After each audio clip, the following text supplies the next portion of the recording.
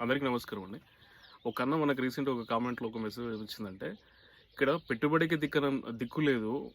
రైతు పెత్తనం చెలాయించాలి అని చెప్తున్నావేంటి అనంటే, అన్నా నేనేం చెప్తున్నానంటే కొంతమందికి ఇప్పుడున్న వ్యవసాయంలో గుడక, ఇప్పుడు ఈ జనరేషన్‌లో గుడక చాలామందికి పెట్టుబడులు దొరకట్లేదు.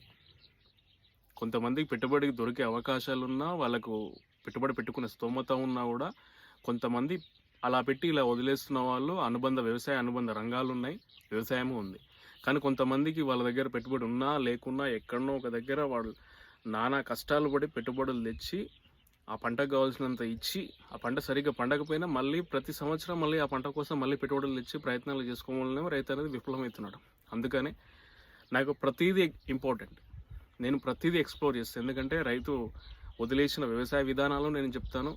రైతు కొనసాగిస్తున్న వ్యవసాయ విధానాలు చెప్తాను. దీనివల్ల ఏమవుతుందంటే మనకి రైతుకనేది ఒక సుస్థిరత దొరుకుతుంది. అందుకోసమనే ఈ వీడియోలనేది చేసి. ఎందుకంటే నాకు ప్రతీదీ ఇంపార్టెంట్. ఒకరేదో రైతనేవాడు బాగా హైప్‌లో ఉన్నాడు, అతన్ని మనం ఇంటర్వ్యూ చేయాలని అది కాదు. ప్రతీదీ నేను క్యాప్చర్ చేయాలని నేను అనుకుంటున్నాను. ఎందుకంటే ప్రతీదీ మీ ముందు ఉంచాలి. వ్యవసాయం అంటే ఏంది?